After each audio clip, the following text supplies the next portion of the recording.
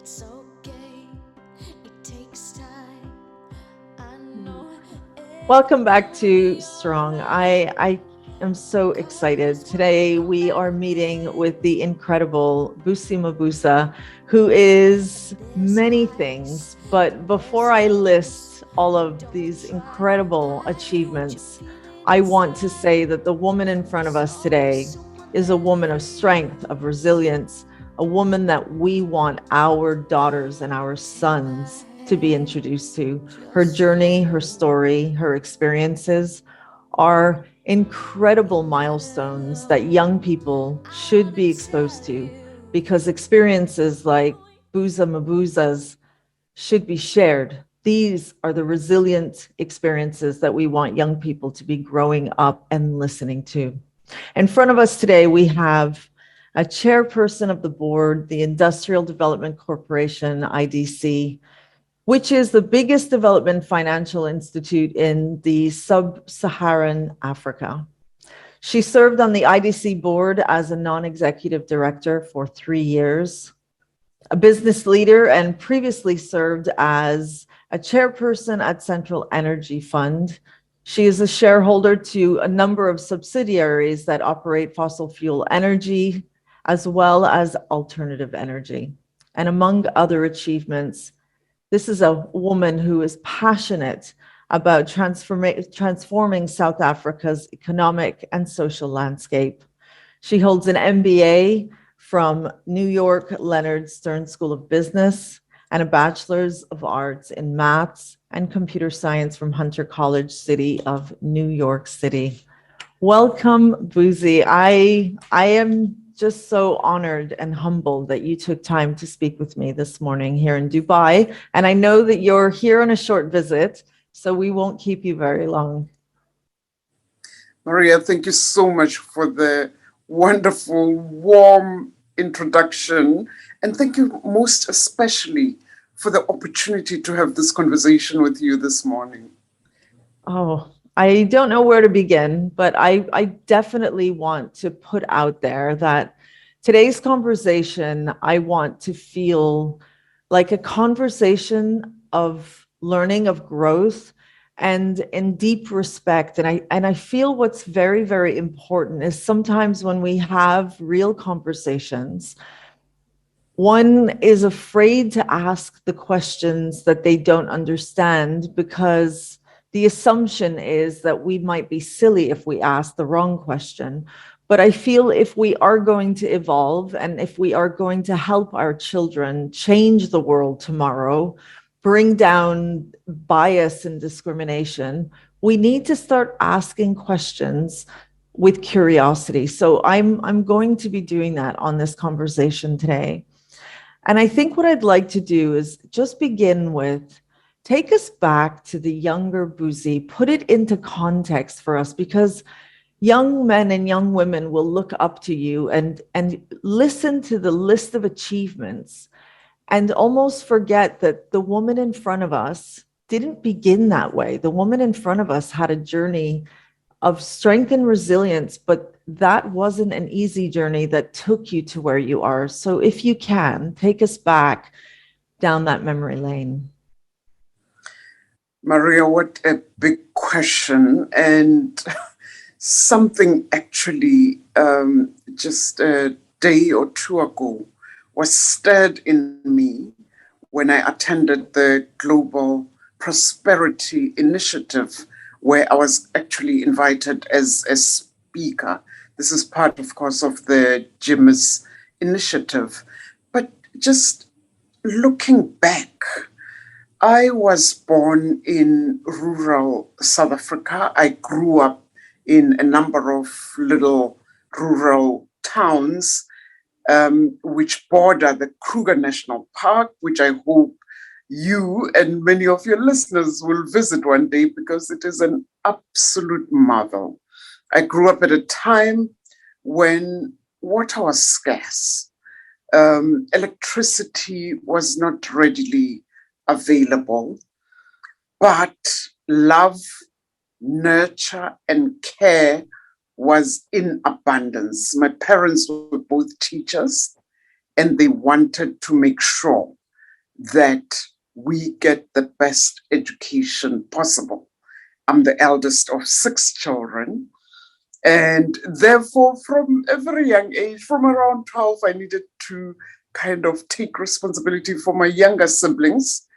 But it was never at the expense of my education. My parents made sure of that. Looking back, I thought I actually get them because they too continued to pursue their education. My father graduated in his 40s. My mother got her first degree in her 60s, bless her soul. So they made sure that we don't miss out from that opportunity.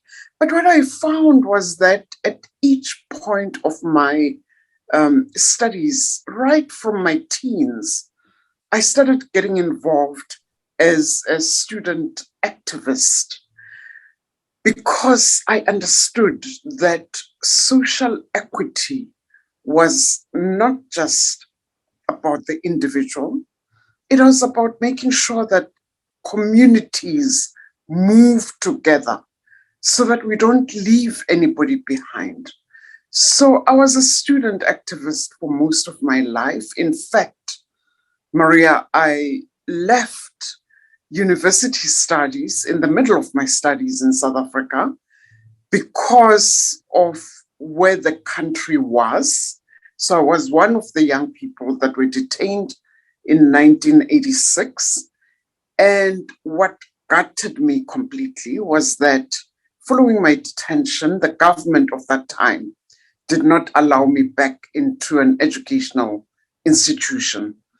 But thanks to the global community, which was alive to the inequities in our country at that time, I did not end up sitting at home and having little to do.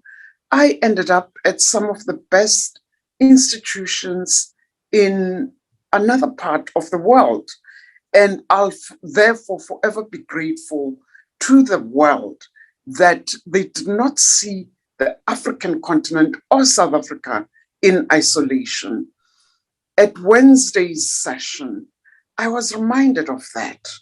And I therefore am taking back home when I leave here for South Africa tomorrow, the message that we as Africans and as South Africans cannot leave our young people behind.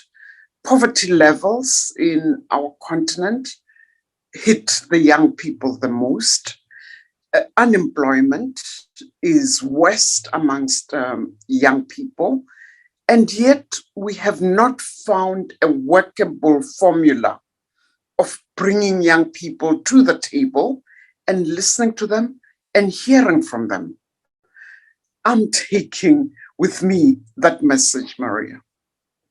It's a powerful message. And I'm listening to you and I'm thinking, how are we still in a place in the world where young people are feeling so powerless, and what is it that we can be doing? And I think when you're right, it's when we're looking at these situations, often we look at them in isolation. And when we're in that position, it must feel like nobody else gets it because we are experiencing it. Hearing you say this and hearing you talk to us, my question is, how did you get chosen, Buzi? Were you an exception to the rule, or did you have access that other young teenagers maybe didn't have? How did you manage to gain that opportunity to travel and gain that education? So I always was willing to put my hand up. Doesn't mean I was never scared. I was frightened. When I went to the United States, it was my first international travel ever. And I had to travel alone.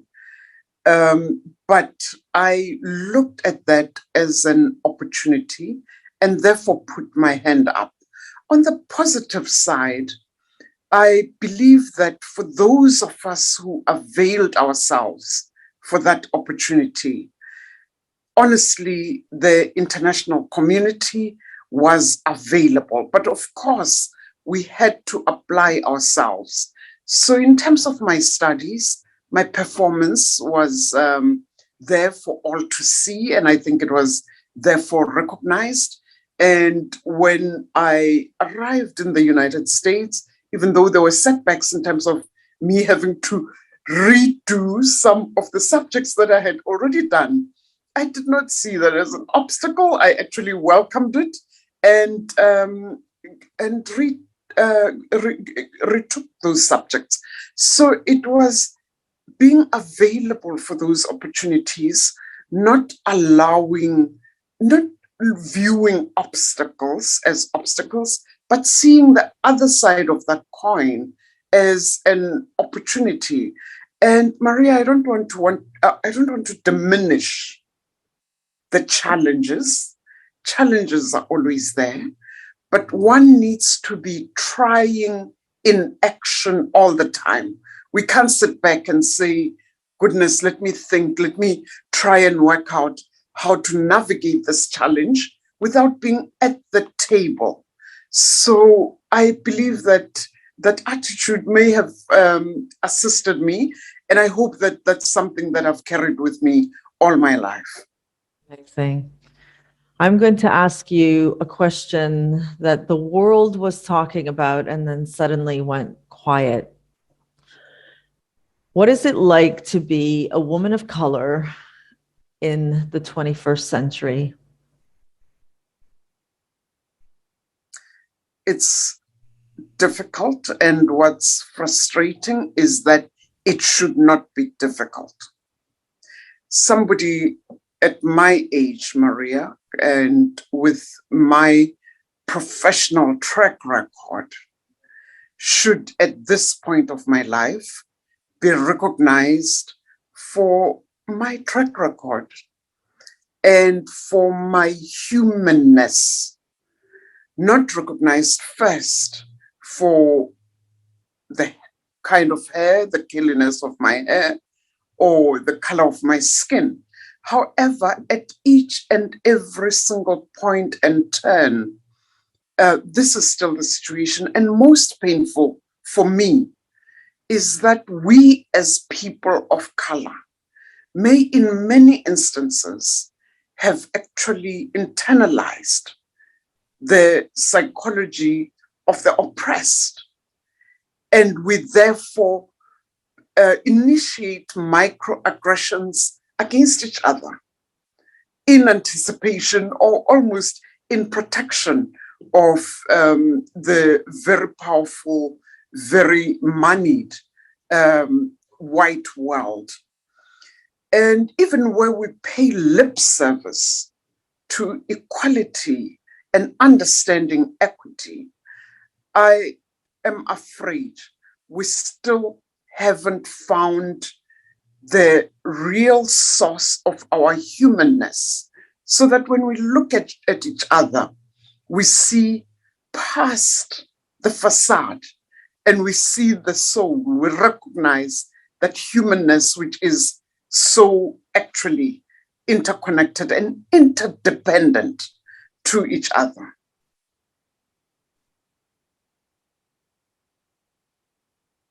Buzi, I listen to you, I hear you, I see you.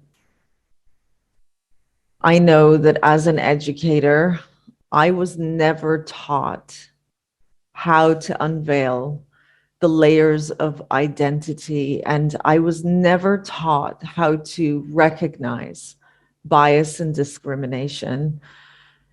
And as an educator today, we don't talk about these things in the classroom. Correct. And I see young people around the world calling adults to action. We see it all the time. They're using social media to call people to action.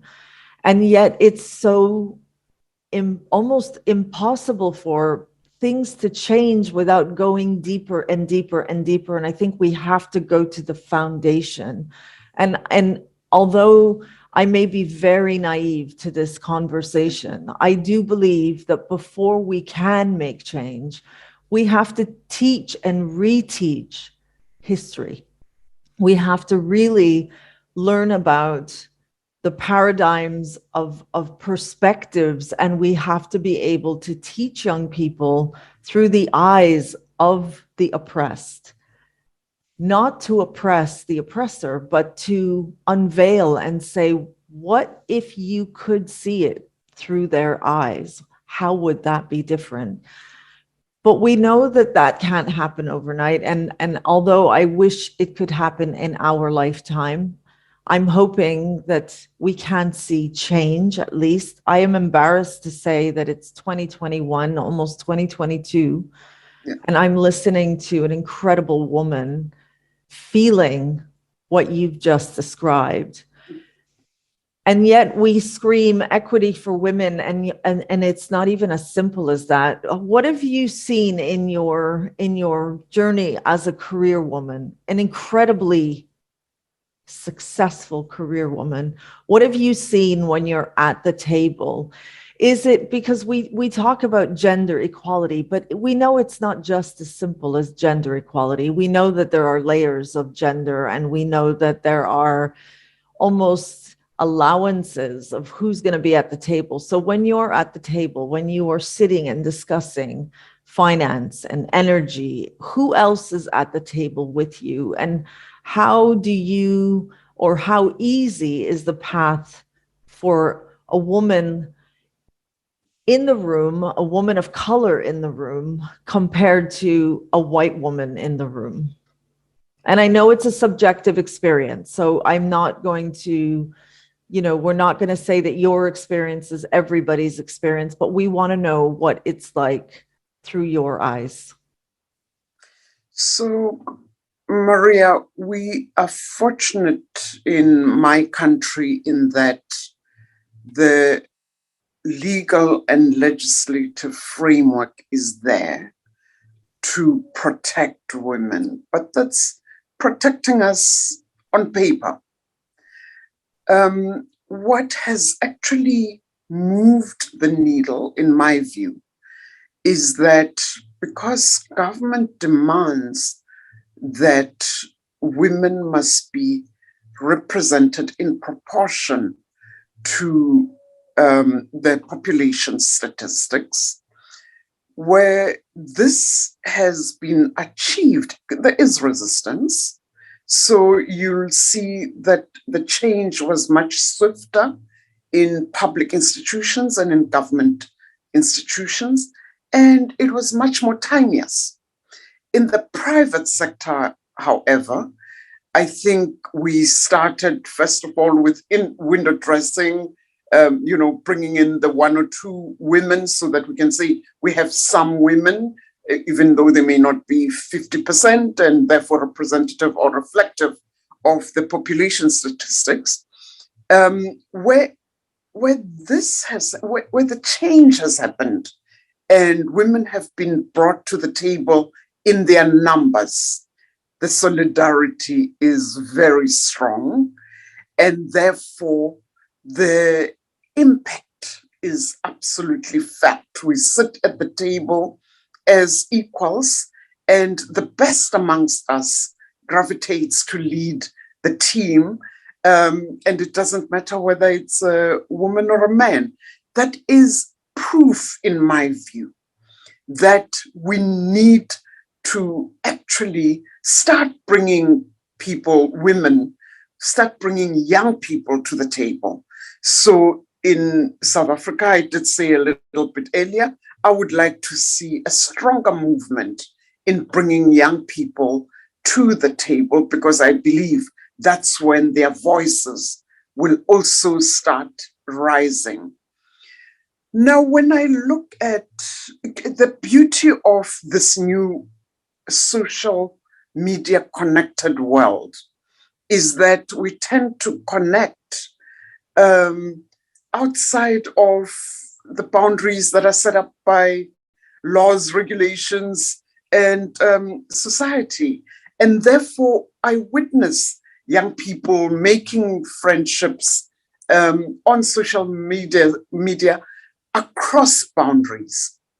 What is painful and sad for me is that we who carry the baggage and the burden of past discriminatory practices then come and impose our notions of the world on these young people.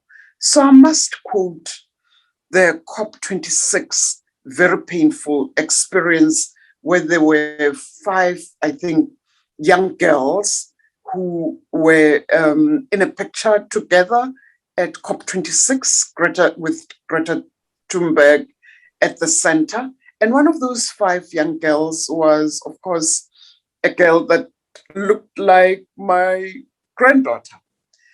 And then some of the press saw it fit. So these young people, in my interpretation, felt they are peers.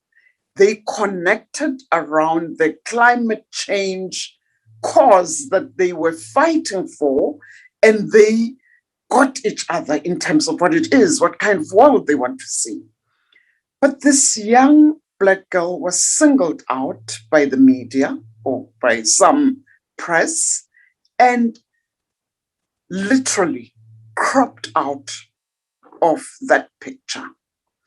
And these are the microaggressions that we now, as the older generation, are now subtly teaching our young people who have found a different way of connecting with each other, of finding each other, and of relating to each other.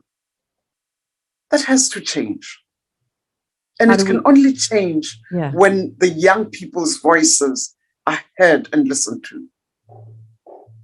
So it's infuriating to see that somebody was allowed to do that and that it was tolerated. And I think, you know, we're going to continue making these mistakes. I think the world will continue making these mistakes because, as I said, we're not being taught, you know, I think in understanding that, and without excusing this terrible behavior, when we know better, we do better. Maya Angelou is renowned for saying that. And I finally get it. I understand as I'm learning about the oppression of people of color and how they were treated in the past. I can understand that before I even say anything, I already represent something. Now, for those who don't have the education, or for those who didn't have the role models that said, hey, listen, did you know? Maybe next time, you know, when you cropped this child out of the photo, were you aware of the bigger message that you were sending across to the world? It is not, and, you know, and I think you're right, in these subtle microaggressions, the individual may have replied and saying, oh no, it didn't fit, or it wasn't, you know, we find ways to excuse it. But what we know is that we were subtly taught these things. Nobody directly teaches us these things. We're subtly taught these things, as this individual was subtly teaching young people of tomorrow. This is what we are comfortable seeing. This is the vision of the future, without actually saying it. So my question, Buzi, is how do educators start to have these conversations? What do you believe we need to start doing better? So I would like us to call such things out where we see them. And it's not easy, Maria. I'm saying it having myself missed opportunities to call out racism where I see it, only to get very upset and almost depressed on my way out, thinking you should have called that out. So where we recognize such, we need to, and it's not, we don't need to be confrontational. You just say, hey, what exactly did you mean by that? Did you recognize that it could be construed in another way? Because sometimes we may be totally not conscious of our own actions. So calling things out, naming them. So we don't name sometimes racism, and including in my own country, because we have been on a project of nation building, reconciliation, and we moving fast towards the 30th year of our new democracy. And it therefore gets uncomfortable for us to keep referring back to the past when we want to be looking into the future. But that's when we miss the opportunity to actually point out to each other that this is the racism that we want to leave behind. If you didn't recognize it, please recognize it next time. Because when that is done, when it is named, then somehow it embeds in our consciousness. And I believe that when a person does it next time or witnesses it next time, they will actually recognize it because somebody has assisted them by actually naming it. And then the connections that, such as the one that you and I are making at the moment, are absolutely critical. Such conversations where we are sharing with each other, because I most certainly don't know it all. You have your own track record and history and learning experiences that you're going to share with me. So conversations are also very, very important for us going forward. And I hope that as we do all of this, we start recognizing individually that we are interconnected. We can't survive with each other. We can't leave anybody behind. And that is when we will actually start succeeding as a people of this world. I love that message. Interconnected.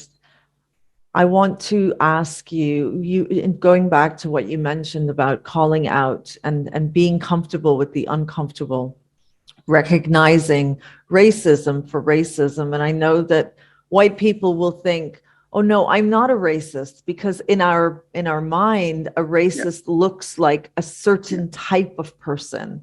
And sometimes white people don't think that that's what racism is, but actually, as you said, it's, are you aware of what you've said can be misconstrued? Now, when we're talking about these difficult conversations, what I've noticed in my experience is individuals who are experiencing it, when they call it, it's almost like they're the only one in the room calling it. Do you think that they should be the only person responsible for calling it? Or do you think that people around that conversation should be brave enough? We need allies who are going to say, it's not happening to me personally, but I am observing and I have noticed and I want to pick it up because we are interconnected. And what is happening right now is having an impact on me, on you, and our children and our future, really. How would you approach that in terms of who should be responsible for calling out the microaggressions and racism for what it is?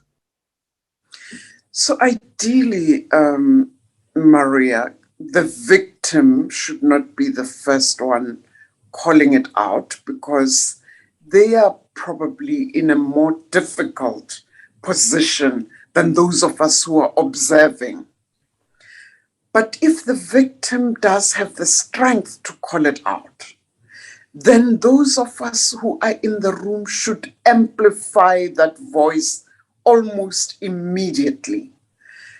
This is exactly the reason I believe that the model in South Africa of requiring that women are crowded into the boardrooms, into corporates, into senior positions in good proportion. This is why that model has worked, because we're able to amplify each other's voices. So it is so critical that we don't leave people isolated and just watch watch petrified or not knowing what to do, silenced, and not call each other out, because we're missing also an opportunity to perhaps build the perpetrator who may not have recognized that what they are doing is so abominable. So the voices need to be amplified. And maybe that's why we actually have missed the opportunity. We have energies flare up, Black Lives Matter, we have protests here and there, and they dissipate because we haven't all decided we need to stand up and amplify. This is a voice that needs to be sustained until things change. It also feels from my where I'm standing that sometimes instances happen like Black Lives Matter where individuals around the world identify the incident with one individual's experience, and then there's a common passion towards creating the awareness, and then as the grief passes, life moves on and we're back where we started. Would you say that we need to start owning this as a collective? This individual or that individual, they are individuals, but they're actually examples of our systemic oppression, and they're examples of how, as a world, we cannot evolve. We cannot help the youth until we stop individualizing instances of racism and discrimination. And we can't have equity until we can have equity for all. And sometimes I feel that until we can recognize our own positionality, so until an educator at the front of the room is self-reflecting and reflexive and thinking to his or her students, we are about to learn this lesson. However, before we begin the lesson, I am a white woman, a white man, a woman of color, a man of color. I am a transgender. I am whatever it is. And I know that from my position, I am creating an impact. So at the end of the lesson, I want us to be reflecting on what you learned from your position. Am I simplifying it too much, or do you believe that that could be a way forward without, because I know that educators are always saying we're constricted by curriculum. We have national assessments that have to be prepared for. We can't change curriculum.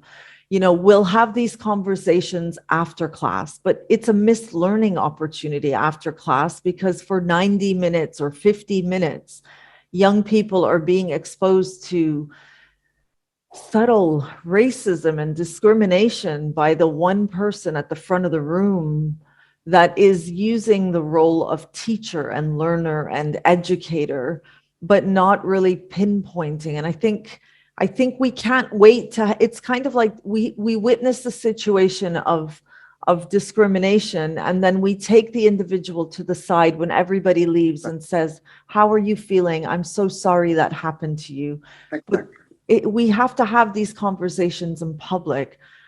Do you feel that it can be as simple as that, or do you think that we have to really relook at policy of education and relook at what are we teaching and why are we teaching this, and call to action universities who still insist on national assessment results for entry into their universities?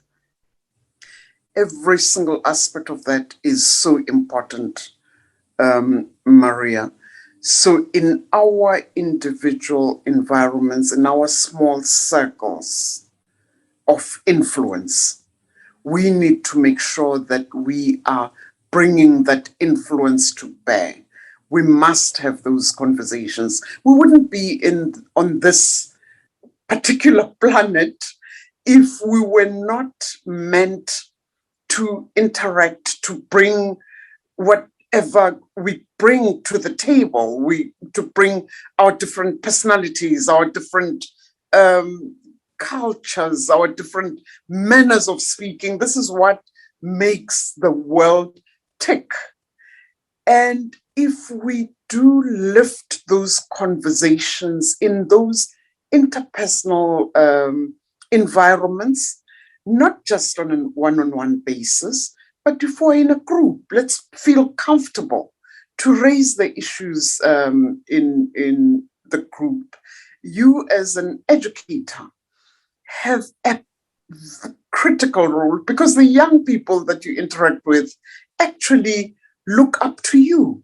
The impression that you make by your words, your actions, last in their minds for the rest of their lives.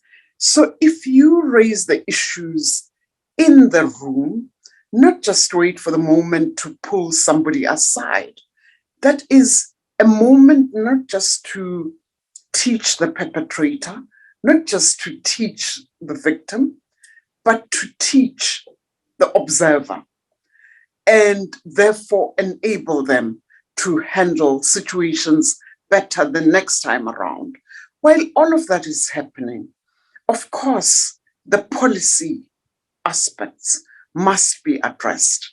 So we need to also be activists to make sure that our governments don't turn a blind eye to such issues and such incidences, and that our curricula are addressing these issues, and that we are learning from each other. So there are aspects of development that are absolutely fabulous in the UAE that the African continent will learn from for the next number of decades, if not for the next century or so. But there are examples of successes that we can pick up from the African continent and bring into European countries, UAE, anywhere else, to start using the lessons, those experiences, to teach not just young people, but also, I believe, us who are a bit advanced in age, because we tend to muddy the water because we are living in the past. I feel we are the gatekeepers, and our young people are just trying to get through the gate. They want change. Buzi, I know why I wanted you here. The conversation with you is inspiring. It's real, it's important, it's needed, and it's genuinely authentic. Why did you want to be with me today talking on #Strong? The opportunity to connect with, I will say young, maybe it's younger, but to me, it's young people of the world, people who are working for social change. I could never miss. And I really appreciate this opportunity. Maria, it is so special that we learn from each other. I have learned so much in the few minutes that I have spent with you, and I'm grateful for this opportunity. I'm so grateful. Thank you so much, Buzi. I feel like we've only scratched the surface, but it's in these continued conversations that we can change our world, which will have an impact on the wider world. And anybody watching this right now, what I hope you're taking away is our subjective experiences, as Buzi said, are interconnected. Start having these conversations. The next time you're in a conversation with a friend or a group and you hear something that feels off, call it. Not to confront, just to have this conversation. Buzi, what would you say is the one thing that you would love a parent, especially a parent, to remember? You're a mom, you mentioned you're a grandmother as well. What is the one thing that as parents we must remember when our children are coming home and talking to us about their day at school? And it's the one thing that I probably could have done better when I was bringing my little ones up. Just to sit down and focus on that beautiful soul completely. So I found that, Maria, I was young. I was a young mother. I was a single mother. A lot of pressure on me to succeed at work so that I can bring up my family. And I believe that I therefore sometimes tried to multitask when I needed to be paying attention to my children. And I hope that the people who are still having the opportunity to bring up their young children, when you get that moment to spend with your child, cherish it and therefore be present in all your senses that are available. And this enables that very deep connection so that the children don't just feel, well, mom kind of heard me. I hope she remembers. And, I hope she really understood how I felt, not just what I was asking for. Because that's when we actually are recognizing and valuing those young people. And that's when we're teaching them how to value themselves and therefore others. Love that you said that. I think sometimes when we're trying to create social change as single mothers, I can share that experience with you. We're so busy trying to change things in the world that sometimes we forget we have a little person at home that really just wants us to listen to their request and not have to change the world in that 1 minute. Thank you for bringing that. I think that's so important. Buzi, it was such a pleasure. I had so much fun. I have learned so much. You have helped me to unravel more of who I am and understanding my world through your eyes and your world through my eyes is such a journey. And I cannot wait to continue having these conversations. And that brings us to the end. I hope that you have also felt that this was valuable for you, Buzi, and everyone watching right now. I hope that you walk away curious. How can we do better? Because now we know better. Thank you for watching, and I will see you next week with another incredible conversation on Strong.